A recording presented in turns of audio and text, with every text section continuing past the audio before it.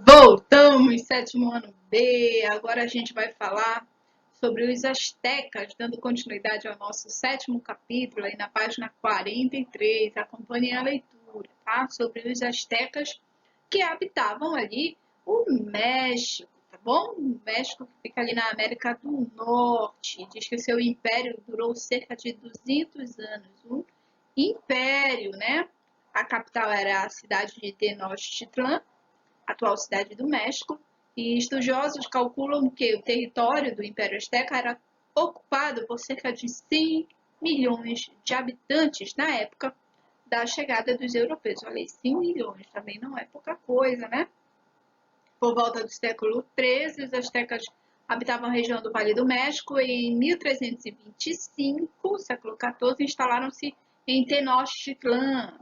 A partir dessa mudança começaram as conquistas e a expansão do seu império, que durou até a chegada dos espanhóis, tá? Ou seja, eram uma monarquia expansionista, né, que dominava outros territórios, outros povos ali vizinhos do território da cidade, da capital do império, né, da capital Tenochtitlan, né? E aí a gente tem a expansão do Império Azteca, tá bom? Diz assim sobre a expansão do Império Azteca. No século XIV, os astecas iniciaram as conquistas nos territórios, tá? Principalmente nas cidades próximas, por meio de uso de um exército grande e bem organizado. Olha aí, a gente já está falando de um império expansionista que tinha um exército organizado. Bom, guardem essas informações. As cidades e os povos conquistados eram divididos em províncias e obrigados a pagar tributos. Afinal, era para isso que eles conquistavam os outros povos, né? Para pagar tributos. Os cobradores de impostos viajavam por toda a extensão desse território, arrecadando os pagamentos para o império, tá bom? A sociedade ela era altamente militarizada, tá? E valorizava os seus guerreiros. A gente vai lembrar ali uma certa semelhança com Esparta, né, que era uma cidade também altamente militarizada, que valorizava os seus guerreiros, né? E os guerreiros utilizavam armaduras, escudos, lanças. A gente está vendo aqui algumas gravuras representando esse exército asteca, tá bom? Eles, quando capturavam mais de um inimigo, nos combates, passavam imediatamente à classe de nobres. Os guerreiros mais valentes passavam ali à classe de nobres. Tem um boxezinho aqui na página 44 que eu gostaria que vocês se ligassem aí, tá? Observassem bacaninha aí, por favor. A atuação militar dos astecas não era aceita passivamente pelos povos dominados. O descontentamento com o intenso controle asteca sobre as populações vizinhas era visível e utilizado pelos espanhóis como uma estratégia de dominação. Assim, os espanhóis estimulavam e auxiliavam esses povos contra o governo central asteca, a fim de derrotar o imperador. Na sequência, os europeus dominavam as demais populações, controlando toda a região, ou seja, os astecas dominavam outros povos. Esses povos dominavam, não gostavam de ser dominados, obviamente, de pagar tributos para os astecas, né? Quando os espanhóis chegaram, que foram os espanhóis que conquistaram esse território, quando eles chegaram, eles utilizaram isso como estratégia. Tem um ditado que diz que o inimigo do meu inimigo, meu amigo é, meu aliado é. Então, eles utilizavam os inimigos dos astecas, povos dominados pelos astecas que não estavam satisfeitos, obviamente, com aquela situação, e ajudavam eles a lutarem contra os astecas. Foi mais ou menos essa estratégia que eles utilizaram para subjugar os astecas no período da colonização. Bom, guardem essa informação. A sociedade era também hierarquizada, grifei ali para vocês, né, constituída pela nobreza, pelos funcionários reais e pelo restante da população, né, os camponeses, os agricultores, enfim.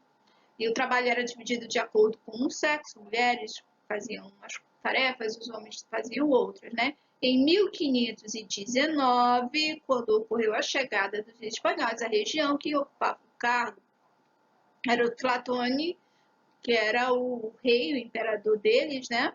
Era o Montezuma. Aqui nessa página a gente vai encontrar mais alguns aspectos da vida cotidiana que eu gostaria também que vocês pudessem grifar, ok?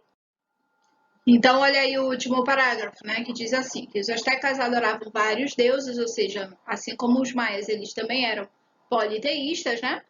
Representavam também as forças da natureza, esses deuses, era algo natural daquele período, né, cultural. Entre eles estava o Quetzalcoatl, nome que significa serpente emplumada, era o deus da sabedoria e da vida, um dos mais importantes da religião asteca, e os sacerdotes eram os responsáveis por manter os rituais diários de adoração, de oferendas e de sacrifícios aos deuses, tá bom?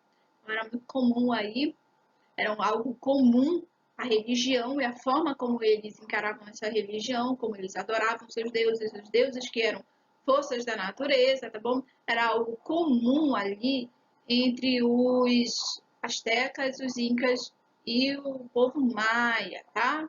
Podemos dar continuidade. Vamos virar a página. Encerrando aqui a explanação sobre o povo asteca, a gente tem aqui, olha, falando sobre os astecas, falavam o náhuatl, que é considerado uma das línguas nacionais do México desde 2013, é falado ali até hoje, né? Atualmente mais de 1 milhão de pessoas falam essa língua, é uma língua nativa, né? Do México, ali, dos seus ancestrais astecas.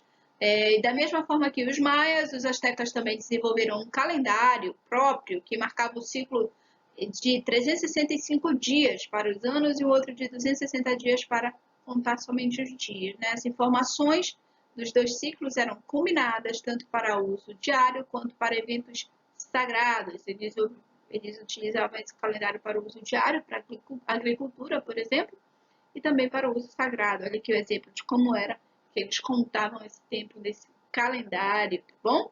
Aqui a gente já tem uma atividadezinha, organizando a história, tá? Organizando a história para a gente ver aí se era verdadeiro ou falso. Diz assim, a imagem a seguir mostra parcialmente as ruínas da cidade asteca de Tenochtitlan. Podemos ver a pirâmide da Lua presente na principal avenida da cidade. Aqui, olha, pirâmide, tá?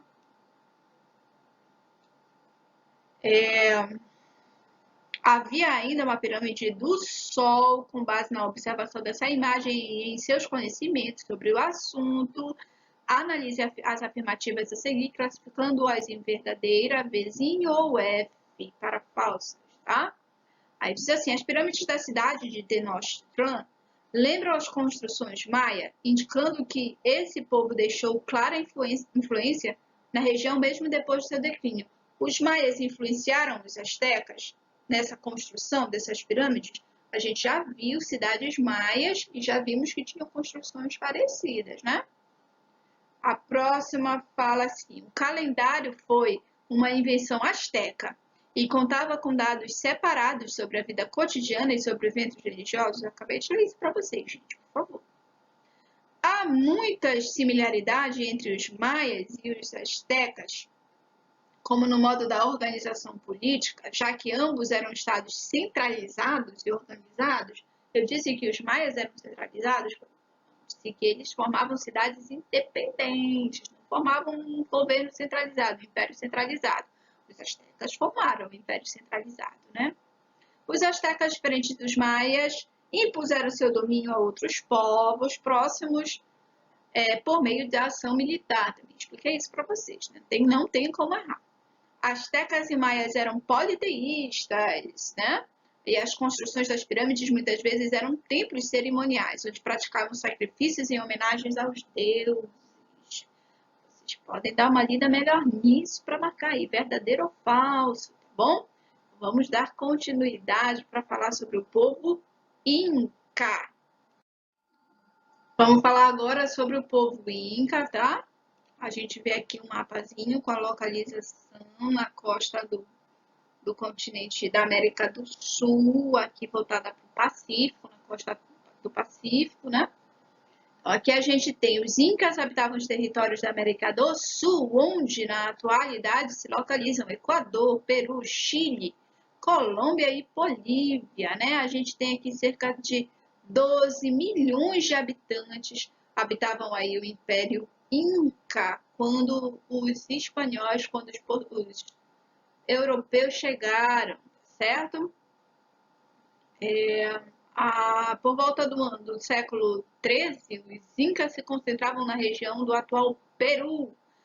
Foi no século seguinte que o Império se consolidou e se expandiu por conta de suas conquistas territoriais que perduraram até a chegada dos espanhóis. Então, o Peru seria ali o centro desse Império Inca, né? Que se expandiu ali por toda essa extensão aqui da América do Sul. Tá legal? Sobre esse processo de expansão do povo Inca, do Império, eu gostaria que vocês grifassem aqui, olha.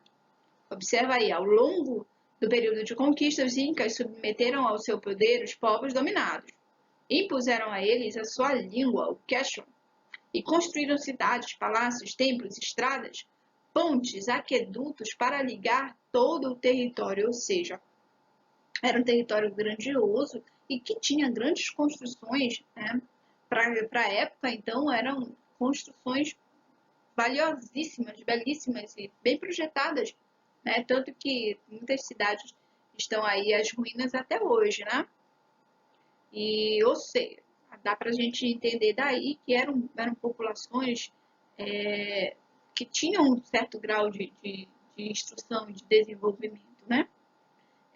Não havia moeda no Império e o comércio era feito à base de troca de produtos nas feiras, tá bom? Era mais ou menos assim que funcionava. Os Incas eram governados por imperadores que ficavam no poder até morrer, e a sucessão era feita por um dos seus filhos, ou por algum outro membro da nobreza. O último imperador foi o Atahualpa, que teve seu exército e seu poder derrotado pelos conquistadores espanhóis. Aí o Atahualpa foi mais ou menos a técnica que os espanhóis utilizaram para conquistar o Império Azteca foi mais ou menos a mesma técnica que utilizaram para conquistar o Império Inca, tá? Utilizaram ali os povos dominados, né, para se revoltar contra o Império, para causar crises internas, né? E aí depois eles também, com o Império já enfraquecido, foram lá e deram um golpe de misericórdia, tá? Aí virando a página para a página 47. Aqui na página 47 a gente vai ver alguns aspectos da vida cotidiana, obviamente a base da economia e da sobrevivência era a agricultura, bom? Ali a base da alimentação era o milho, a batata, né? Também produziu grande quantidade de itens como algodão, pimenta, enfim, falava. Dou destaque aqui para as construções, né, para os grandes palácios construídos com pedra. Aqui temos na cidade de Cusco, onde ficava o Palácio dos Imperadores, era o centro do poder, Cusco, que fica ali no Peru, né? As ruas eram pavimentadas, existiam praças, é outra coisa que eu gostaria de destacar para vocês, né? E outra cidade importante foi a cidade de Machu Picchu, cuja arquitetura com terraços era feita por meio de técnicas das curvas de nível. Olha aqui Machu Picchu. Isso aqui é Machu Picchu, tá? As ruínas da cidade de Machu Picchu, tá bom? Guardem aí essas informações. Um dos imperadores Inca, o Capac, implementou um sistema para realizar cálculos, tá? Com a contagem da população e da produção agrícola. E para enviar as mensagens entre as várias regiões, eles utilizavam aqui os quipos, tá bom? Isso daqui são cordinhas onde eles davam alguns nós para fazerem essa contagem, para juntar essas contagens, né? Que era usado para registrar informações importantes e para fazer cálculos, os quipos, tá bom?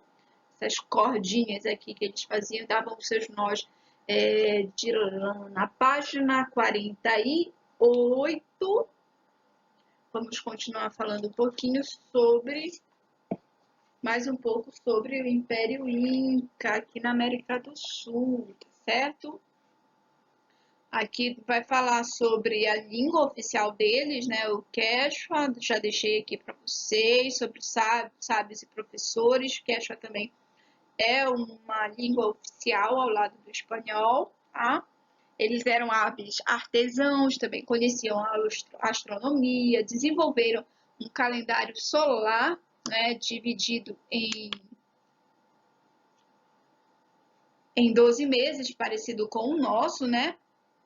Também conheciam a matemática e usavam o ábaco e o milho para fazer operações e cálculos. Na religião, os incas adoravam o deus Sol, tá bom? Ali também adoravam os elementos da natureza, também eram politeístas, né? Assim como os maias e os astecas, tá?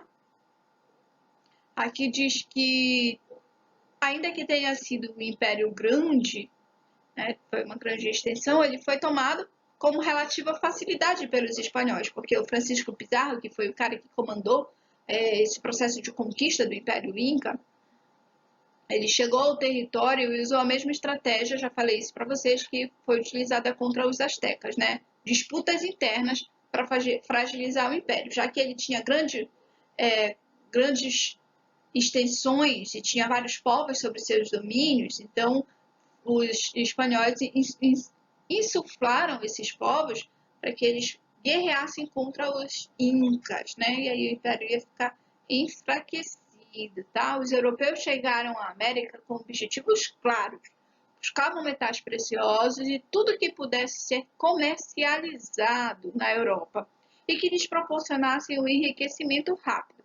O confronto entre europeus e as sociedades que já existiam na América foi desastroso, sobretudo para os povos nativos. Os povos nativos americanos, os ameríndios, os indígenas americanos, não tiveram chances, né? Diante desse poderio europeu, principalmente aí os espanhóis. E aí a gente tem um organizando a história. Vamos ler rapidinho. Diz assim: os astecas estavam convencidos de que conheciam o mundo inteiro e de que governavam a maior parte dele. Para eles, era inimaginável que, fora de seu domínio, pudesse existir alguma coisa como os espanhóis. Quando Cortés e seus homens aportaram nas praias ensolaradas da atual Veracruz, que foi a primeira vez que os astecas encontraram pessoas completamente desconhecidas. Cortés, que foi conquistador lá dos astecas, utilizou o conhecimento que havia adquirido para forçar ainda mais as rachaduras e destruir o império de dentro para fora. Como eu disse, usavam os povos ali que eram dominados, que faziam parte do Império Azteca, mas que eram dominados por eles, para esses povos guerrearem contra os astecas, tá? Convenceu muitos dos súditos do Império a se unirem contra a elite asteca. Os súditos calcularam mal. Eles odiavam os astecas, mas não sabiam nada sobre a Espanha, ou seja, eles odiavam os astecas, então eles entraram na onda dos espanhóis, né? Mas eles não sabiam nada sobre os espanhóis. Estariam melhor sobre o domínio dos astecas, né? 10 anos depois que Cortés aportou no México, Pizarro chegou à costa do Império Inca e ele tinha muito menos soldados do que Cortés. Sua expedição totalizava apenas 168 homens, mas Pizarro se beneficiou de todo um conhecimento de toda a experiência obtida nas invasões anteriores. Os incas, por sua vez, não sabiam nada sobre o destino dos astecas. Ou seja, os incas não sabiam o que tinha acontecido com os astecas, né? Para servir de exemplo. Pizarro seguiu em frente, conquistando o império paralisado com a ajuda de aliados locais, né? Das alianças que ele fez com povos locais que eram dominados pelos incas, né? E aí a gente tem, nessa página seguinte, virando a página, na página 49, atividade para fazer, tá bom? Essa atividade aqui em cima é para fazer no caderno, a letra A e letra B, né? Que motivo o autor apresenta para explicar a dominação dos espanhóis sobre os povos pré-colombianos? né? Primeiro que esses povos já estavam tinha muito povo insatisfeito com os astecas, muito povo insatisfeito com os incas, né? E eles utilizaram isso como uma estratégia, né? Como é possível explicar que os impérios de tamanha extensão e população tenham sido dominados por expedições espanholas relativamente pequenas? Mais uma vez eu volto a essa explicação, né? Os espanhóis contaram com aliados locais, tá bom? Hashtag fica a dica aí para responder, tá bom? Aí a gente vem finalmente para o que eu já conquistei, tá? Diz assim a primeira questão. Com base no estudo feito sobre a história dos primeiros povos que habitavam a América, explique por que são chamados pré-colombianos. Já expliquei para vocês. Pré-colombianos, antes da chegada de Colombo, povos ameríndios que viviam antes da chegada de Colombo. Pré-colombianos. Desculpa. Segunda questão, é correto afirmar que o povo maia abandonou as suas cidades com a chegada dos espanhóis no século XVI? Justifique a sua resposta. Eles abandonaram? Eles foram conquistados pelos espanhóis? Não, tá? Eles já estavam deixando ali de existir antes da chegada dos espanhóis. Fica a dica aí de novo. Terceira questão. A respeito da religião dos astecas, assinale com V as afirmações verdadeiras ou com F se elas forem falsas, né? Letra A. A religião tinha pouca importância para esse povo? Os sacerdotes tinham sido eliminados da convivência com as demais pessoas? B. Os astecas adoravam vários deuses que representavam forças da natureza. C. Entre seus deuses estava o Quetzalcóatl, nome que significa serpente emplumada, deus da sabedoria e da vida. D. Os astecas não faziam rituais de sacrifício humano aos seus deuses? E. Os sacerdotes eram responsáveis por manter rituais diários de adoração? Então, todas essas informações vocês vão poder ler direitinho ali na parte que fala sobre os astecas, tá bom? Agora, com relação aos incas, explique como foi possível o imperador submeter um território tão grande ao seu poder. O imperador que submeteu o império, toda a extensão do Império Inca, ali na América do Sul, aqui na América do Sul, ao seu poder. Mais uma vez, a gente conta aí com um exército bem articulado, né, em relação aos outros exércitos, né, articulado que deu conta de dominar aí esses outros povos, né. Além disso, deixa eu ver o que tem mais. Eles contavam aqui com uma ampla rede de funcionários, né? Os incas tinham grandes funcionários ali ao seu dispor, né? Sem contar que eles impuseram a língua, o idioma deles, para todas essas regiões, ou seja, era obrigatório que todas essas regiões dominadas falassem o mesmo idioma que eles. Isso facilitou um pouquinho as coisas também, né? E aí foi criando estradas e tal, que ligava ali as diversas partes, né, do império, enfim. Há uns inúmeros fatores aí que podem colaborar para que o imperador do Império Inca tenha dominado toda essa extensão territorial, tá bom? E aí a última questão fala assim, sobre que países ocupam atualmente os locais e onde viveram. A letra A, astecas. Quais são os países que compõem hoje onde os astecas viveram, né? Vamos olhar ali para o norte. Os maias. Que países correspondem hoje a lugares que os maias ocuparam no passado? Vamos olhar ali para a América Central, né? E letra C, os incas.